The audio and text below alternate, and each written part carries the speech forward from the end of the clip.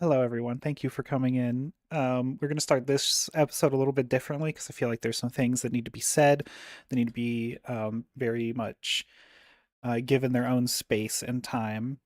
Um,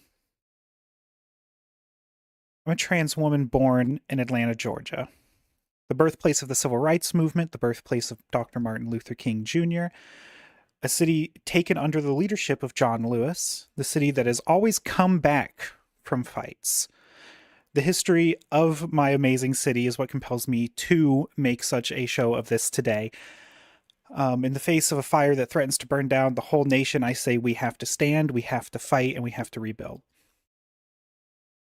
For somehow, the people that might not know, 91 years ago, 9 months, the Institute of Sexology, a foundation dedicated to the understanding, scientific research, and advocacy of LGBT plus rights, was looted, emptied, and burned by the Nazi Party of Germany. An act that sought to hurt, erase, and kill the LGBT peoples, and provide a stepping stone for much worse atrocities over the next decade. A few days ago, on January 31st, 2025, the Trump administration pressured the Centers for Disease Control to scrub mention of many LGBT plus phrases and erasure of many full articles. An act that sets further precedent for this administration to dismantle the rights and resolve of its many oppressed citizens. We are living in precedented times. 92 years ago, the first concentration camps were made in Nazi-run Germany. The SS, police, local authorities all gathered the undesirable classes, kidnapped them from the streets in broad daylight, tortured them, beat them, forced labor upon them, and killed them en masse. One part of the darkest time of our history. This year, the Trump administration is planning to collect over 30,000 of its undesirables and load them into Guantanamo Bay. I ask you to imagine how these people will be treated in that facility. I ask you to imagine the fear, the pain, the loss of human dignity happening in that place. We are living in precedented times. The future has many battles, mirroring our past. That same past, however, shows the enduring spirit of justice, the ever-ready will of the people to fight for righteousness, the power almighty that lives in each of us to do the right thing. So I ask all of you to do something. If you can't protest, donate. If you can't donate, spread the word. If you can't spread the word, be a witness. Most of all, I beg of you, in the words of Martin Luther King Jr., by all means, keep moving. Now with this, let's get back to the show.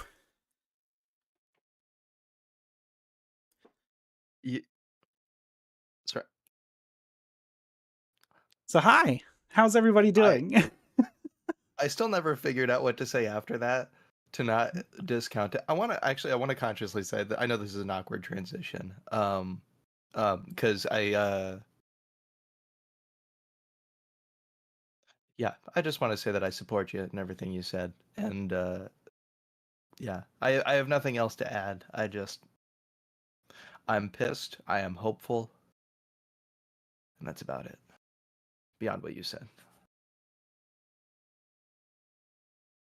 So yeah, we have a show to do. We're not going to get rid of what we do here for all of the atrocities that are happening around us. We still have to have this fun. So let's look at our notes. Where are we? So there is a topic I wanted to get to. Thank you, Liz. But this was a thing. I watched a video a few days ago that went over why specifically the third of the new Spider-Man films, I forget the name of it now, No Way Home. I probably could have just clicked on my fucking notes. So No Way Home, it was a video about why does it kind of get worse with rewatches? Because that's apparently been a thing people have noted. I've only watched it once. I thought it was a great film. I'm kind of intrigued to watch it again to see if I change my viewpoint on that. But they went over some points. I've seen it at least 2 to 3 times since, and I see what people mean. I also want to say, in terms of like the general atmosphere of like YouTube critics, I've started to realize over time that just naturally I like more things than people who seem to take them more seriously than I do. I'm not gonna love it the same amount as when it was fresh in my mind. Like, for instance, when I rewatched like Endgame or something, it's like it's not the same, but I have not noticed like I will say like the recut of when like there's more fun shit in there. I think that was like almost verbatim the recut of the film where it's like, hey, more fun stuff. That one's more clunky, but that was on release as well.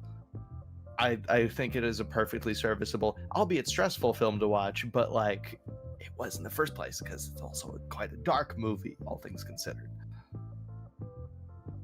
The points the video I saw made, and not to just completely recap their video, I need to find it and post it in the Discord at some point. It was essentially like, there are a number of scenes, especially with the older Spider-Man, where like when they first show up, the portal scene is awesome the first time, but like because you know what's gonna happen now, it's kind of diminished. Yeah. things like that. And it made me question, like, how much should a film kind of prioritize rewatchability versus that first in theater experience, and or whether it should do it at all. Until you said like that last part, there's something that I haven't really thought about, because I want to say this is okay. At least on my latest watch of No Way Home, which was more than 6 months ago, surely. Okay, in the scene where Toby and Andrew, spoiler what, are first introduced into the film, this was like the first time I notably noticed, the Marvel pause that people keep talking about, where it's like, oh, you can hear it, you can see that it's like pausing for audience reactions for when it's like playing in theaters, but it's weird upon a rewatch. That is something that I've been like, oh yeah, that happens, but like I have to look for it most times. That was the first time I'm like, yeah, there's a lot happening here that they're waiting for reactions for, and it's granted, like, sure, but it makes it drastically more noticeable. That was just my biggest problem with it. But in terms of like, okay, firstly, for those who don't remember for previous episodes, or haven't seen, I love movies, but I don't rewatch movies very much. Even movies I love to pieces, there's like, I could count on probably one hand how many off the top of my head that I've ever rewatched. Outside of when I was like just like cycling through DVDs in my childhood, like in just the age of when I can go and see what I want. I'm like, I'll usually just see a thing I haven't seen before, unless I'm like really not in the mood to see a new thing. But yeah, it's like that the pauses, I know I'm really emphasizing this, but it's like, I think that's the clearest sign of an awkward rewatch, and I kind of don't want to be without them, because that's that's the thing that most makes the theater experience at a Marvel movie for me feel closer to like a stadium experience. Because yeah, sure, you want the dialogue to keep happening, the plot to keep happening, whatever it is. And like, yes, you could form visible and auditory actions that aren't dialogue heavy around these moments, and sure, they could probably do more of that. But like, yeah, it's like, I don't want to miss dialogue, and I like, if I'm watching it with other people, to go, yeah, or laugh, or it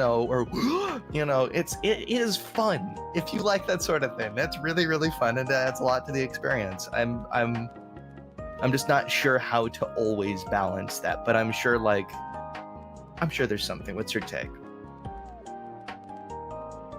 I don't really have a huge stake in it. I don't watch things in theaters that often, so I did watch No Way Home in theaters, though. That is one of the few movies I've watched in theaters, and I will say it was an amazing experience.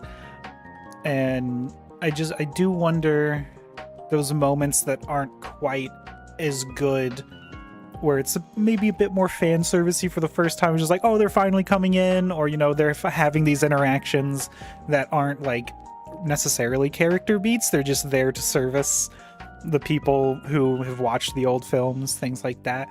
I wish I rewatched the video in preparation for this episode, but one of the ones they noted that was like a really good scene, even in rewatch between all of the Spider-Men, was like when they're on that rooftop after one of Peter after Peter lost was like having a breakdown, and like they're kind of being like big brother figures to him, being like, hey, like, we've been through very similar things, and you have to keep moving, yada yada yada. Or the scene where Andrew Garfield's Spider-Man saves MJ, and it's like, that isn't just pure fan service, that's pure character moment there. And I think if there was more of that, with maybe especially the introduction of them into the movie, where like, I can absolutely see watching those scenes again and not fucking caring anymore, because it's like, oh, the novelty isn't there anymore. Yeah, Um, I don't begrudge anybody who's like on a rewatch. It's like, all right, I can skip this part. I don't see myself doing it. I'm way too sentimental to do that. But I God, I'm such a I'm such a hype man for like a good movie. But Here's a it's fun. It's a whole question. vibe. Do Okay. you think certain genres lend themselves to rewatchability better than others?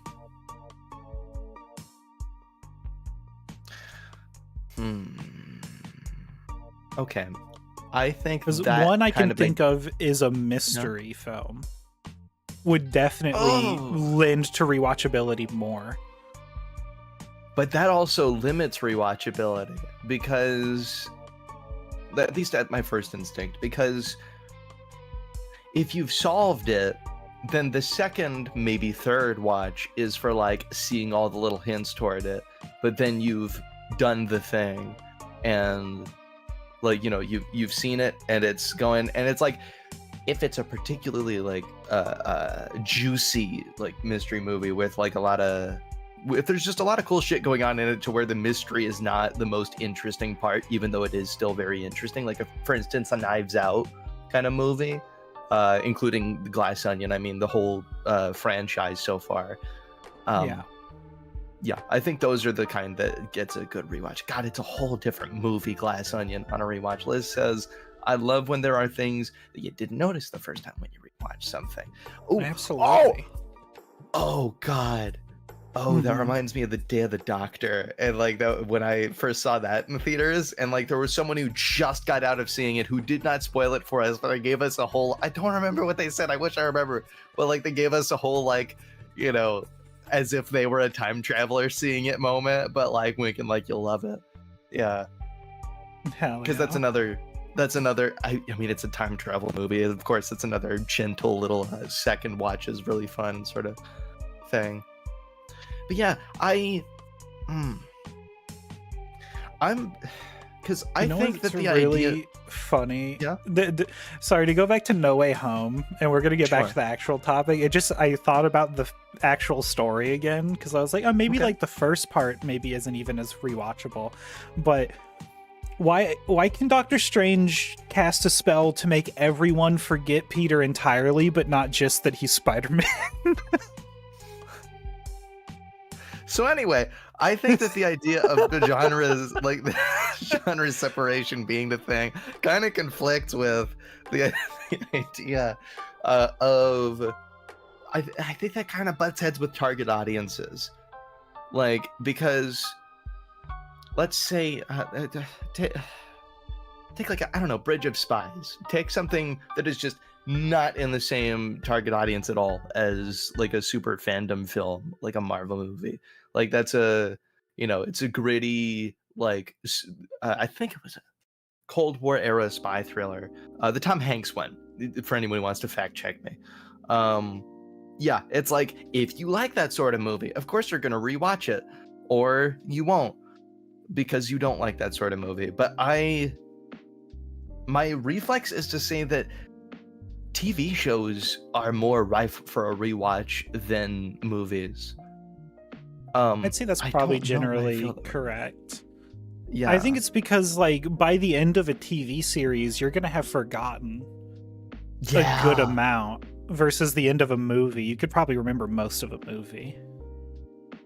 Yeah. I don't know, maybe not you. I mean, we did have a podcast about that, but you can. Okay. I've gotten better about attention span. All right. Anyway, why was John Wick so mad? And I will say, I want to say, like, because I specifically like when I first started realizing that I don't remember as much of a lot of movies as I thought I did. I started specifically watching certain movies that I really like and like noticing the times when my brain drops off just to see if I could kind of work through that. And I think I tested it with Pixar movies, The Incredibles and Finding Nemo specifically. And I started noticing I remember most of them, but just not certain parts in order. Like I'll remember parts that were like 20 to 30 minutes after each other being before. unless it's like very obvious it was at the end or the beginning of the movie. Like if it's in the middle, that's just a soup of put clips on shuffle. Yeah, Brain definitely works in mysterious ways.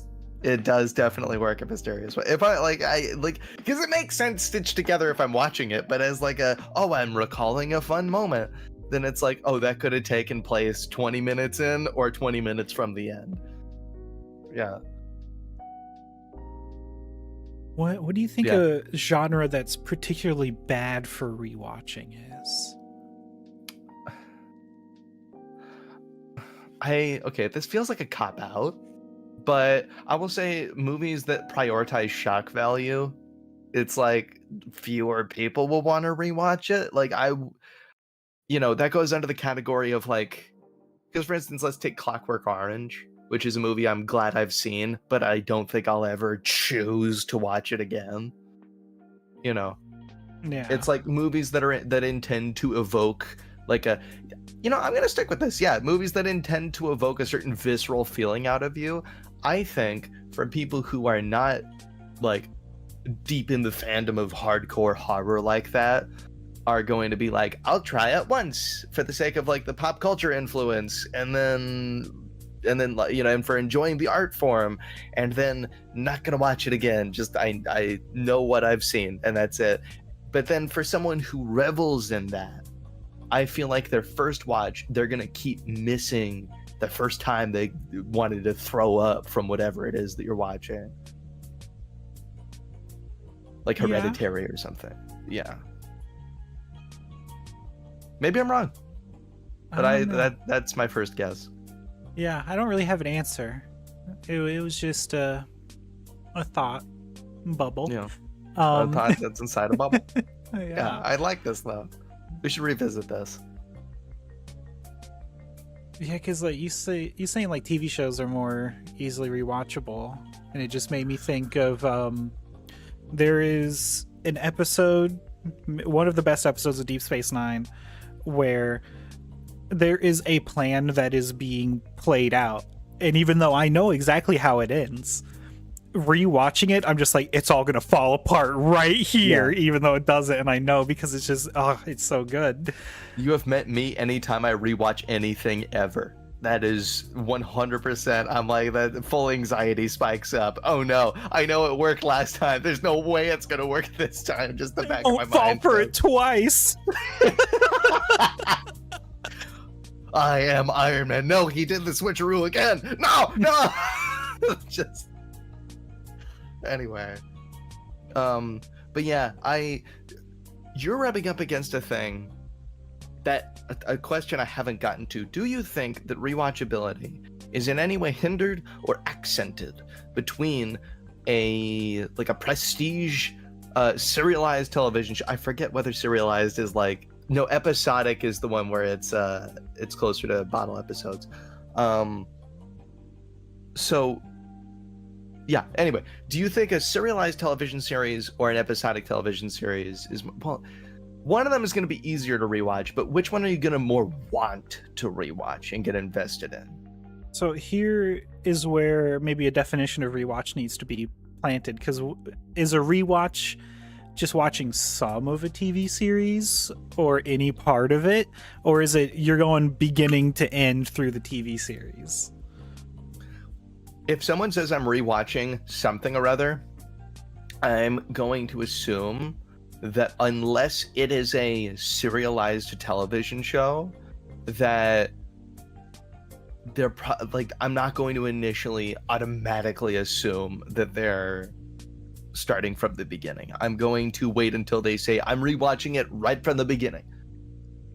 But if it's like, oh, I rewatched some blah, blah, blah, like for instance, because when I rewatch like a sitcom, for instance, let's say Community, I start from season 2, and this goes into, I might have brought this up before, but with a lot of movie franchises and TV shows, if I'm gonna rewatch, I'm like, well, I want to see it, unless I'm in specifically an origin story mood. I'm gonna want to see the version of it that like, ooh, it established itself in my mind, and that doesn't happen until a sequel. Usually, like that doesn't happen like right at the kicked feet. The fun part, let's get to the juicy shit. You know these guys, you know what you want. That happens in the sequel if it's good, and that happens in season 2. And so I often just start there if I'm rewatching. Yeah, because like my brain, when somebody's like, "Oh yeah, I'm rewatching this," I assume they're starting from the very beginning. Like if you said, I assume that you like would. you're gonna rewatch the MCU, I would assume you're starting with Iron Man. Well, yeah, because that is a distinction. I think in that specific case, like, that's not a particular, like, because the MCU is like a specific term for like the broad thing, where it's like if you're gonna pick one out, you are going to say an episode. Like if it's a television show, like, and I just say the name of an episode of any given sitcom, you don't know what sitcom that one episode is from, probably. And so I would say that sitcom and the, you know, but if it's like, oh, I'm gonna watch Doctor Strange, you know, I'm gonna rewatch Spider-Man, like I would say it more specifically in a case like the MCU. I usually start from the beginning with TV shows. Yeah, I was about to ask Liz if you said you were gonna like rewatch Steven Universe.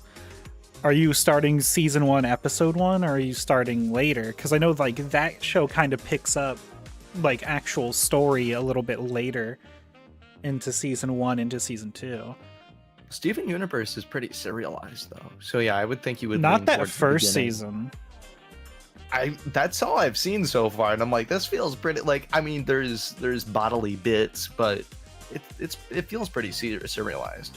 I mean, they bring it back, but like watching it the first time, it does not feel very serialized. Yeah, Because I have think it's watched just a because- decent amount of season 1, and then I was like, I don't fucking care.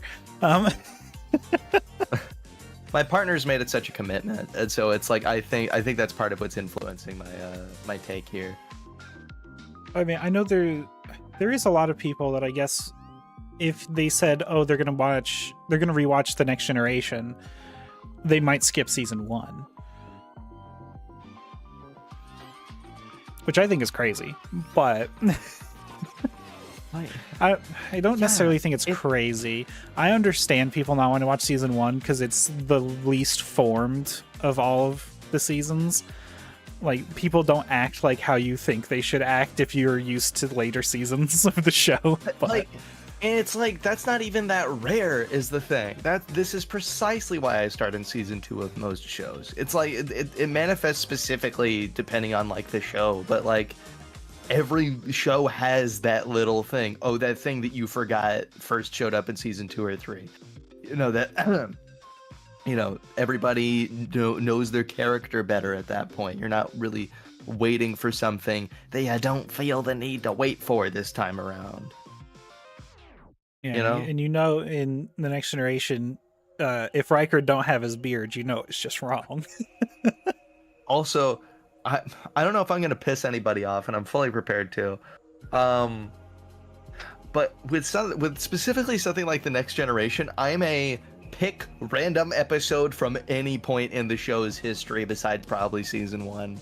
Like if I'm going to rewatch it, like for instance, if we're throwing it on the Chromecast and we just like want something on in the background, while we're like setting up for, I don't know, Christmas, let's say, you know, maybe someone like needs to take a break, take a rest, we'll sit them down in front of Star Trek. That is a common thing we do. Then I will go just to any fucking episode if they won't name one. It is not in any particular order. Yeah, I would say that's probably TNG's biggest strength is you could just hit shuffle. Yeah, I like shuffle shows. They have their weaknesses, but I like them. Liz says, like, I know so many people say to skip the first season of The Office or Parks and Rec. I've never seen The Office, but I kind of like season 1 Parks and Rec. And I think that I didn't like season 1 of Community very much until my like second watch of it, like when I was watching it with my sister, and I'm like, okay, there's parts in here that I would have assumed were in season 2 or 3. I couldn't name them specifically. I think they're in they're like maybe 30 to 40% of the way through season 1. Yeah, But sometimes you don't want to wait for the juicy shit. It's just like, take me to it. If you got a plot, give a plot. I know that for Brooklyn Nine-Nine, Jake Peralta, Andy Samberg's character, significantly more annoying in the pilot than any other time that I can remember in the show. I don't know anything about the shows. Brooklyn Nine-Nine is really good. I love it. Fuck cops, but I like Brooklyn Nine-Nine. Fuck cops, unless they funny. Yeah. Well, okay. So I feel like someone's gonna whip out a clip that's gonna make me eat my words with this, but I'm just gonna throw this out there. I feel like part of the reason that it's propaganda is because they portray the kind of cops in Brooklyn Nine-Nine where, oh yeah, of course, if they were like the ones in that beloved, endearing TV show, then we wouldn't have very many police problems. So it's like, yes, if the cops were like they were in Brooklyn Nine-Nine, then maybe a slight chance I would like them a little bit more, but they're not. Also, because if you don't know, there's very few explicitly incompetent characters in that show. It's mostly just like, oh, people who like know how to do their job and are generally good people that just have some quirks are also like doing funny things because it's like relatable and then exaggerated. Yeah.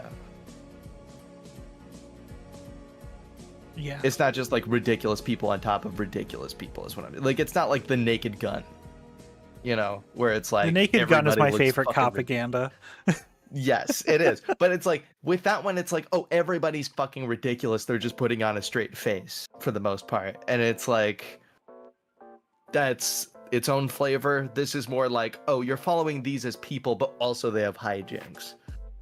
Yeah. I should watch The Naked Gun again. It's a very good movie. I made the right choice to watch it high the first time around. I think that is the best decision. You won't remember as much, but I still will not see the Snyder Cut again because then I would do it sober, and I'm not gonna do that. I was high as shit and I had a great time, and I'm gonna keep those rose-colored glasses. I need to actually watch Creature Commandos. I still haven't. I don't remember. Wait, has that started? Creature Commandos is like out. It's like been out. I just haven't followed it, I guess.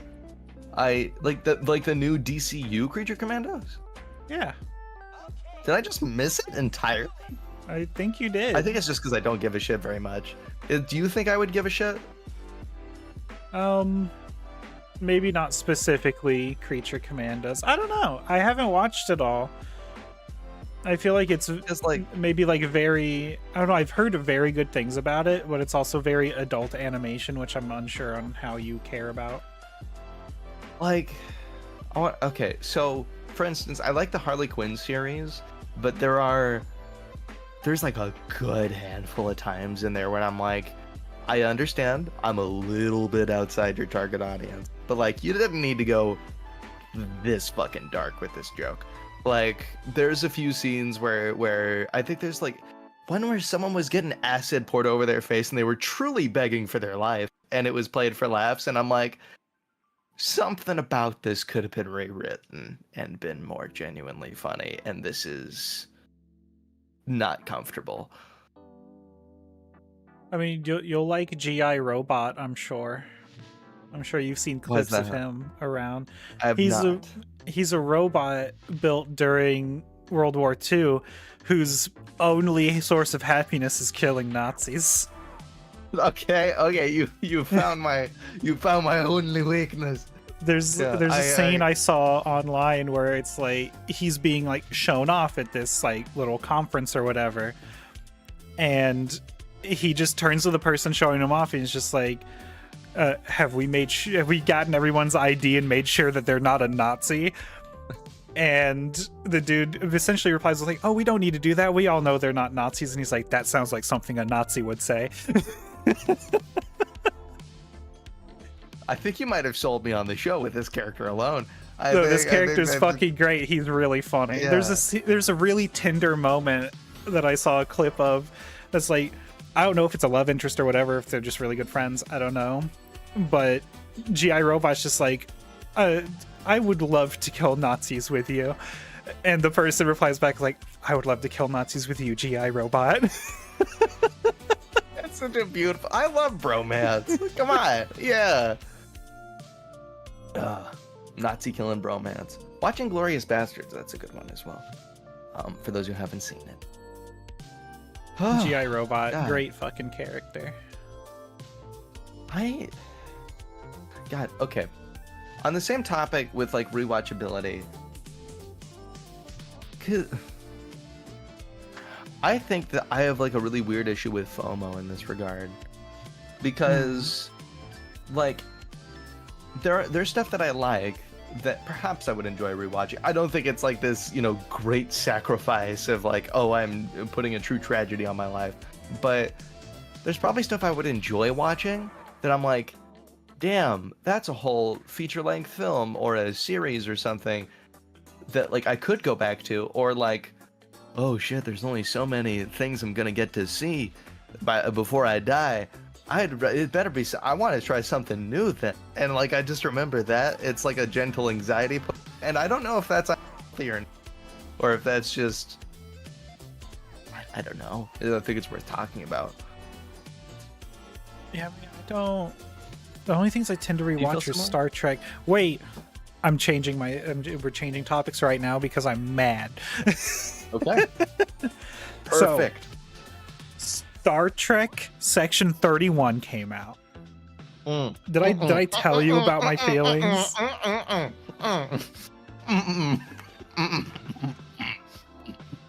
Uh-huh. I could not make it halfway through that goddamn shit. No. You tried to watch it? I did. You know what? I'm proud actually that you attempted.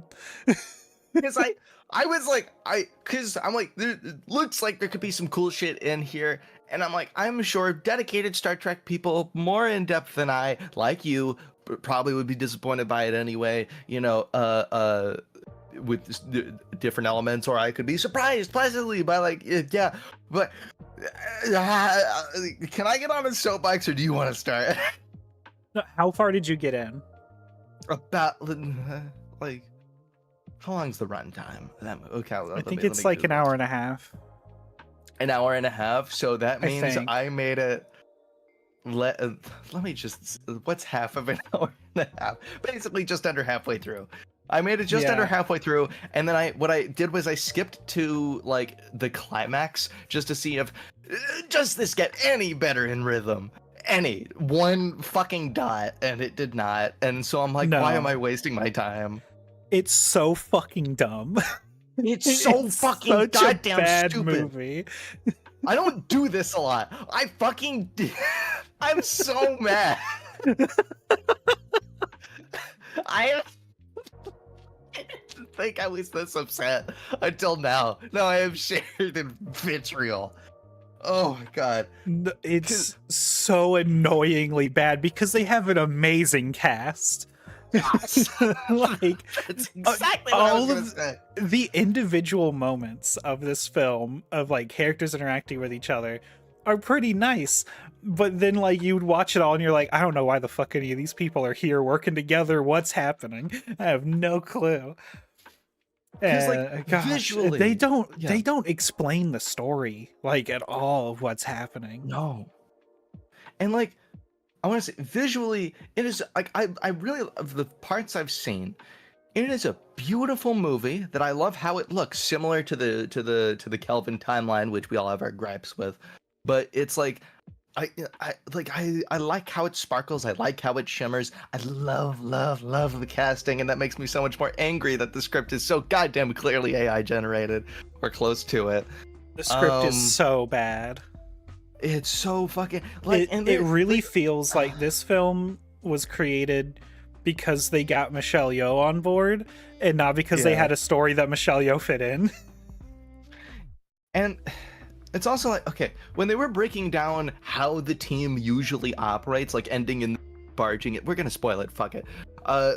Ending in like where the dude, the big strong cyborg guy comes in and just does the brute force thing, that had the same tone as when like little kids are playing together and like, you know, playing pretend, and like certain kids are just like, oh, putting something together on the side that doesn't really affect anything the other kids are doing, but it's like just a little make-believe character thing, to where you can tell from an adult perspective sitting on the sidelines that like, oh, the kid who does the big strong thing is really the only one necessary, technically speaking, for what's happening. You know, he just barges in and just rampages in a way that was no different than when the guy was standing in the room initially, and they try to be witty in ways that like I can see where a better writer on this gorgeous looking fucking thing could There's so many missed opportunities. So, I don't know if anyone listening to this wants a recap of what the story is actually about. But Michelle Yeoh plays the former emperor of the Terran Empire in Star Trek's Mirror Universe. And if you just clocked out mentally, me too. I think it's all bullshit. But she's like a refuge in the normal universe, and Section 31 is this secret organization that works outside of the Federation Starfleet. You're like the covert ops. They do things a little bit outside of the guidelines. Things that Starfleet can't be seen to be doing. Which is bullshit, and I hate that they've turned Section 31 into that, because they weren't originally that. But that is essentially what they're doing. There's, oh god, how many main characters? So there's a dude who's like an augmented human, who's our like main protagonist other than Michelle Yeoh's character. Also, I remember none of their names. I think that's a big testament to how bad this movie is. I don't remember a single name from it.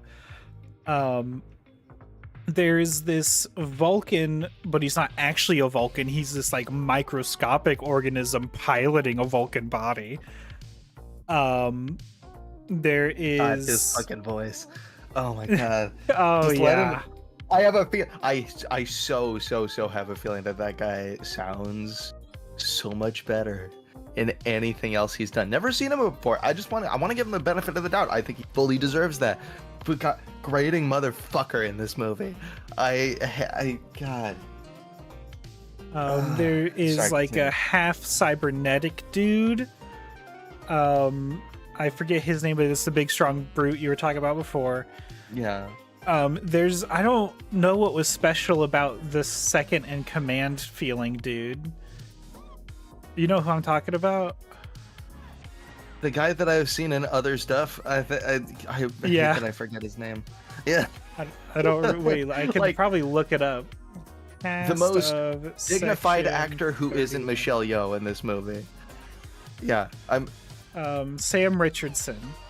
Yes, beautiful man who was thrown in the goddamn dumpster to be in this movie. He's amazing. Just watch I loved all of his character interactions. Such a good actor. You can see the charisma dripping off of him. It just sifts right through the bullshit script. But I think that's all of the main cast. Am I missing somebody? Let me go to IMDb. I'm just now freshly scrolling. Oh, I just want the characters listed, not the fucking actors exclusively. I don't remember their names. Oh yeah, Mari Hardwick is in here. I like that guy as well. Better in other stuff still. I don't know if he appears more in the second half of the movie, but he was kind of sparing in the parts that I saw. And Mari is like the main character other than Michelle. Yeah, What am I thinking? It really shows you how bad the script is that you forget one of the main characters. I think I'm just focused on Michelle Yeoh at this point. I think that's what's Michelle happening. Yeoh is the main of the main characters. But like so it was days ago. Section 31, they have a little task force to originally they were going to kidnap Michelle Yeoh's character and like get information out of her because there is a rumor of this horrible bomb that is going to be traded somewhere outside of Federation space, and they want to stop that from happening. And apparently there's some knowledge that ties Michelle Yeoh's character to this bomb. They don't explain it, but apparently she knows. It doesn't end up that they capture her. She's too smart and witty and knows that they've like planned all this around her, and she gets the upper hand, but decides to join anyway. Also never explained why. But so the next 30 minutes of the film happens with nothing of real big note going on. I would even venture to say like 45 minutes of the film happens and nothing happens. But you learn that the bomb was actually originally created by Michelle Yeoh's character while she was the emperor of the Terran Empire. And it has the capability to wipe out an entire quadrant of the galaxy. And she created it in case somebody tried to depose her so that they would have nothing to rule over if she died. But when she made this, she has this like tacit love interest who she originally fought for the position of emperor and betrayed him to become the emperor. But once she's built this bomb, she's like, look, run away with me through the galaxy after I've made this horrible bomb. And he's like, nah, fuck you, and kills himself because it's such a horrible bomb he's had a like hand in creating. He can't live with that. And so like she now has this direct attachment to this bomb. She, after her love interest died, she apparently felt so bad that she had it dismantled, but it wasn't actually dismantled. I don't know why she wouldn't be very explicitly there for its dismantling to make sure that it's gone, but okay. You know, that's for other people to do. You know, it's only my grief that's leading me to do it. Why would I be there? Why would I bother? Why would I bother to double check that it's actually gone? But there's this like handoff that's going to happen to where somebody's going to come over from the mirror universe through a rip in space and collect the bomb. And it is eventually found out that the actual antagonist of this film, you don't know the antagonist of this film until like maybe 25 minutes to the end. The actual antagonist is Michelle Yeoh's love interest. He didn't kill himself. He just made it look like it, which makes no fucking sense.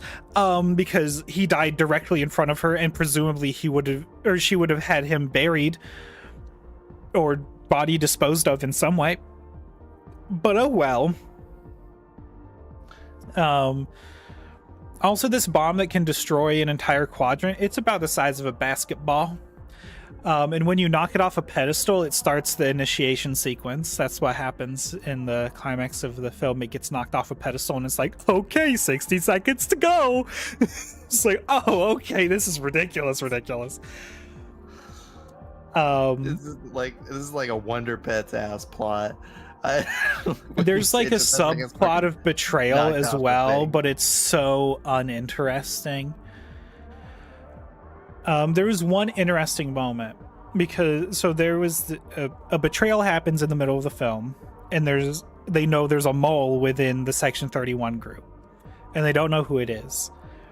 And eventually, one of the dude with the robot enhancements like ends up dying, or like his blood is found with like another person's dead body or whatever. And they're like, oh, well, he did it, but it doesn't make any sense why he would then, like, the way he died didn't make any sense. And it's the microscopic dude inside of the Vulcan took over his cybernetics and made him do evil things. And it's like, that's actually a decent twist. Too bad I stopped caring 30 minutes ago. That just should have been its own episode of like a fucking series. I'd like to find that out. I genuinely think this would have been better as a series. I think it was originally pitched as a series, but they just turned it into a movie for no reason. I have a feeling that's because they don't want to do as much with it, because the series is some kind of commitment, because that's significantly more to make, at least. Yeah, but they just ended Lower Decks. They had space in their lineup. That's fair. Yeah, they just didn't believe in this one. Yeah, they made it just because they had Michelle Yeoh on board, and that really feels like it. That is the last time Michelle Yeoh ever signs up for Star Trek. I hope not. She's so good. I hope. Yeah. I mean, with her character being what it is now, maybe I hope she doesn't come back. But from an alternate universe. Yeah, from the Kelvin timeline. From the Kelvin timeline, we get Michelle Yeoh. Oh my god. Yeah, no, this movie fucking sucks. It's easily some people might go, "Oh no, a Star Trek movie that sucks." Could have never wondered such a possibility could have happened, because so many of them do suck. But this literally, it might be the worst of the Star Trek movies. Oh, I sincerely think it is. But but this one being bad, following the pattern, the next one's gonna be fucking awesome. So we'll see. I have no idea where Star Trek is even going at this point. Because I think we only have like the Starfleet Academy series confirmed. Future Star Trek shows. You're gonna tell me that Discovery ended 3 years ago, and I just keep forgetting, and you keep reminding me. That might not be incorrect. It's not 3 years ago. Discovery ending. No, it was last year. It was like, okay, I feel better about that, because last year was 30 seconds ago. Yeah. So, yeah, they have Starfleet Academy. There's apparently an untitled live-action comedy. I'm getting this from Reddit, so maybe I shouldn't be looking at Reddit. Maybe I should be looking at the Star Trek site. You should look into your heart. Is there anything that says what's coming up?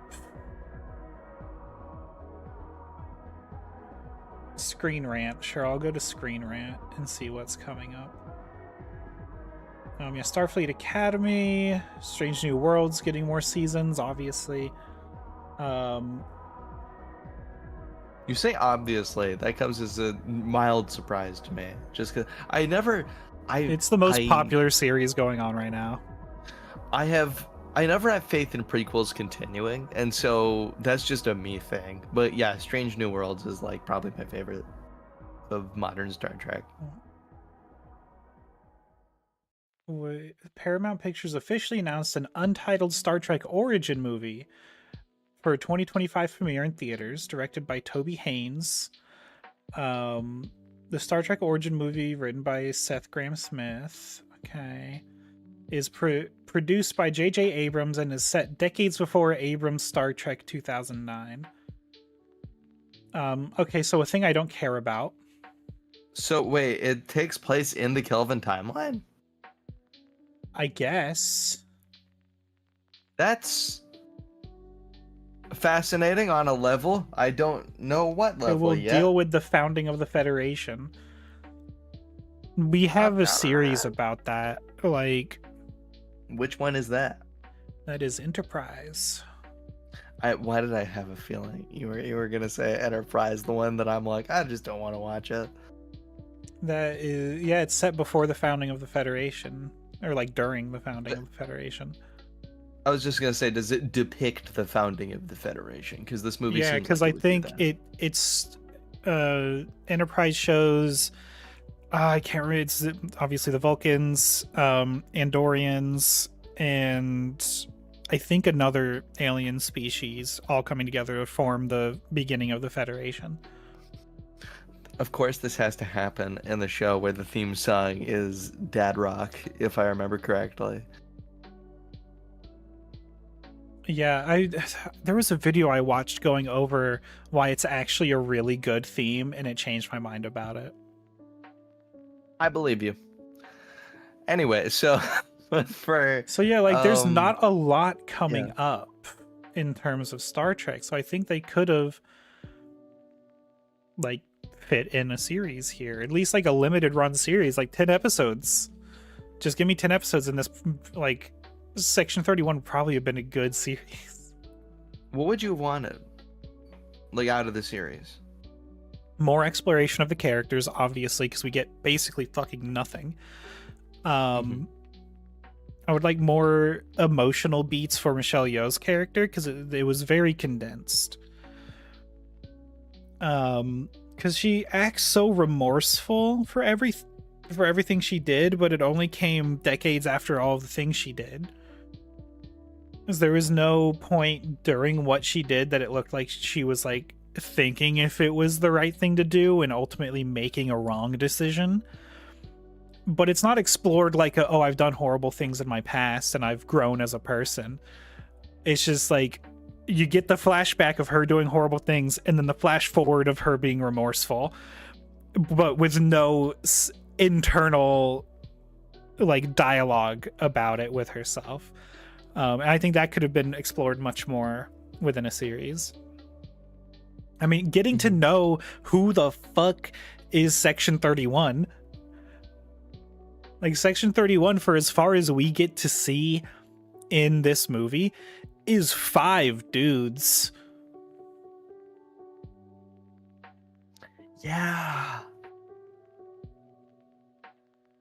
And like it's such a stark contrast between how I know them in Deep Space Nine, where they are like an existential threat to the Federation. Of like, if Section 31 exists, we need to re-examine how the Federation works at all. But in this movie, it's just a few guys who just don't really like the rules. And it's like, okay. They don't do anything that seems like outside of the rules ever, though. This is the part where I'm just gonna unashamedly phase into a Marvel comparison, because I just recently rewatched Captain America: The Winter Soldier, and you might know where I'm going with this if you remember much about that. I would be pretty interested in a Winter Soldier-esque Section 31 movie where not to the level of, SHIELD has to come down, like the whole Federation has to be dismantled. Rethought, yes, like you said, but yeah, I don't know, the whole tone of like the espionage and not knowing who to trust, because you say that Section 31 is this existential threat. They could take the place of Hydra. They could, of course, spin the idea in a different direction, but I would like that tone.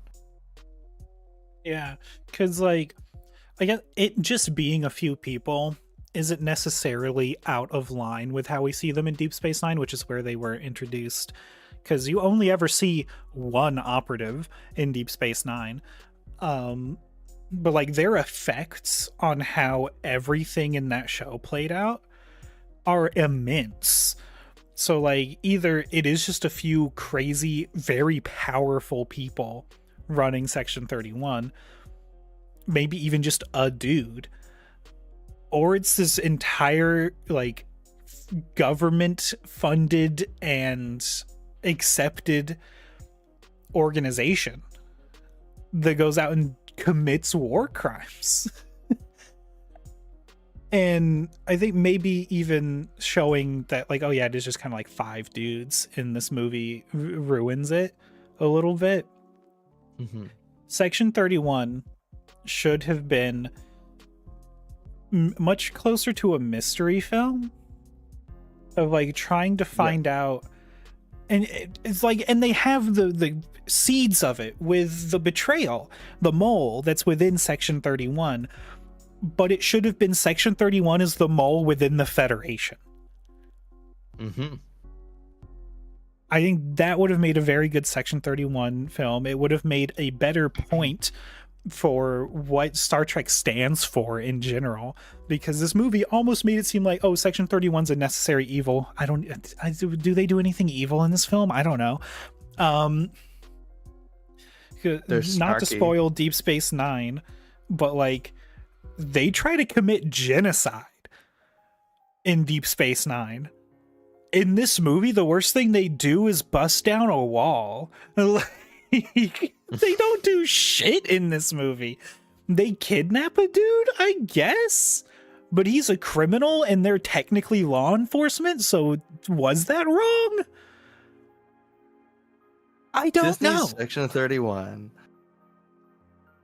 They muddy the fucking waters of what Section 31 is, even more than how they muddy it themselves by trying to be a secret organization. Because I think in Deep Space Nine, there's like not even full confirmation, but heavily implied that like some of the high-ranking officials in the Federation are part of Section 31. But there's still this idea of like, oh, the Federation doesn't really acknowledge, or it heavily goes against the idea that Section 31 is an actual part of the Federation. It's not actually in the Federation Charter or Constitution or whatever. So you never really know what they are, but they're clearly very powerful, and that's what's so fucking interesting about them. But now, like I said, they're just a fucking pile of dudes running around like idiots.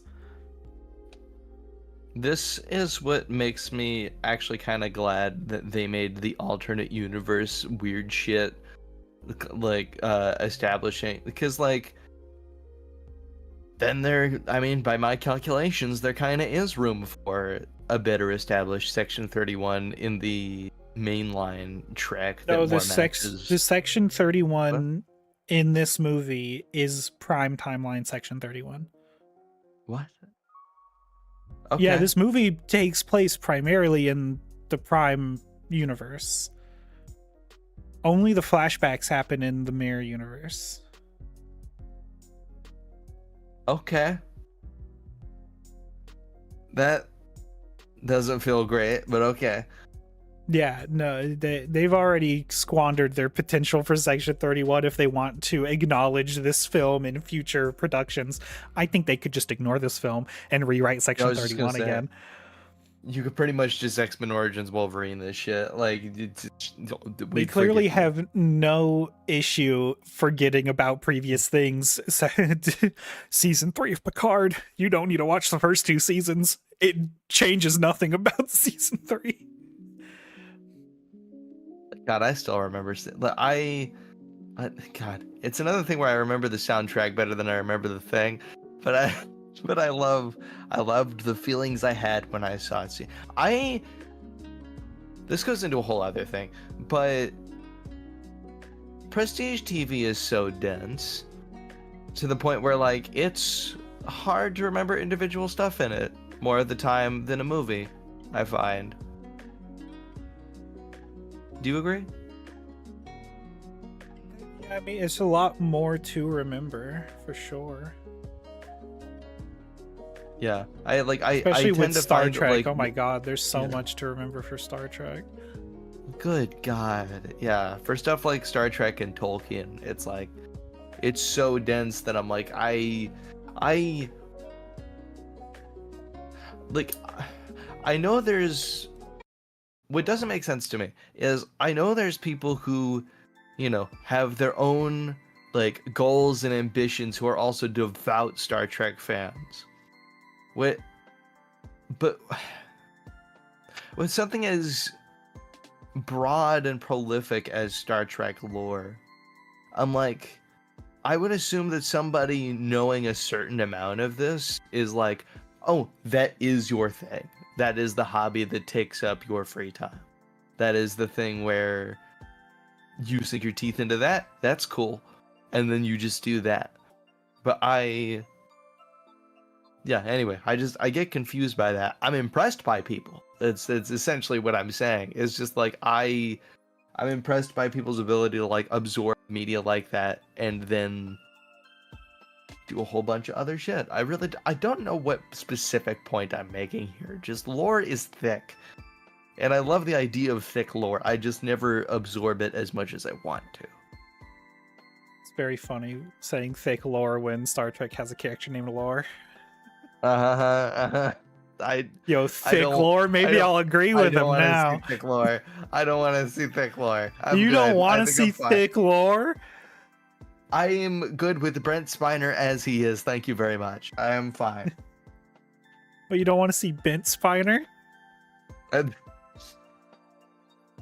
Is that a... Did you just come up with that, or is that like that thing? I did just come up with that. I mean, it might be a thing. Okay. Though. It didn't take a lot of brain power for me to figure it out. Right. Oh my god. Anyway, thick lore. Just thick lore. Thick lore. God, get out of my head. It's like when somebody tells you to not think of a pink elephant. Don't think about thick lore. I have a feeling you're gonna. Anytime we're talking about something in the future, where like, I'm like, oh no, don't make me think about that. Thick lore, and I'm like, shit. Well, now I'm not thinking about the other thing, but fuck you. Think about thick lore. Don't think thick about lore isn't real. Thick lore can't hurt you. Brent Spiner. He had nothing to do with this. Anyway, I really hope Star Trek finds new footing soon, because it's as good as Strange New Worlds is. I want new. Can I get new? I want like further future. Rather than prequel. Yes. We've had all of our Strange New Worlds. We have our like TOS nostalgia. With Picard, we've had our TNG nostalgia. Lower Decks, we've had basically every nostalgia. Can we move on? Unless you want to write a sequel to Deep Space Nine. You can do that. I give you permission. Alex Kurtzman, please. Give me something better than just the changelings appear, but they're like lackeys of the Borg for no reason. Ashley, I want you to write a handwritten note in cursive to is it Paramount? It is Paramount. Paramount, yeah, for Star Trek to give you more Deep Space Nine. God, Section 31 has cooked me.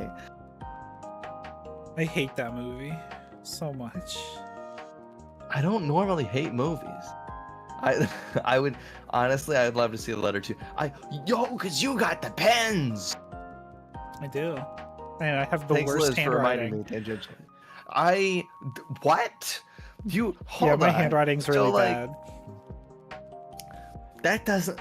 So, you love pens, but like, okay, because I would assume that if you're getting into pens, it's like, ooh, I want to make sure that I make good use of this pen. I'm gonna write real good. And are you like... Hey Liz, you don't have to call me out. I'm calling myself out. Is this something you practice or something? Or because I'm confused as to like why pens matter so much to you when you think you have bad handwriting. Writing isn't about having good handwriting. It's about writing. Well, yeah, but it's like part of the craft. Well, yeah, but I don't need every page to look fucking beautiful. Like if I slowed down... I'm doctor handwriting a little bit. Yeah. Actually, no. My handwriting's much better than doctors. I've seen prescriptions. It is on my bucket list to be able to read German doctor handwriting by the time I die.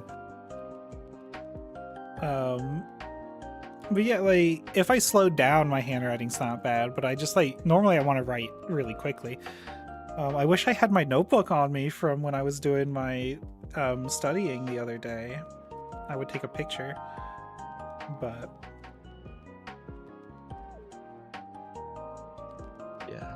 I mean, there's only one pen that I tend to use, and it's not technically a pen. So Yeah, it's actually it's pin 15. And are you proud of yourself on that one? I'm very proud of myself. I think that's. What if we just close the episode on that? Have a good one, everybody. Yeah.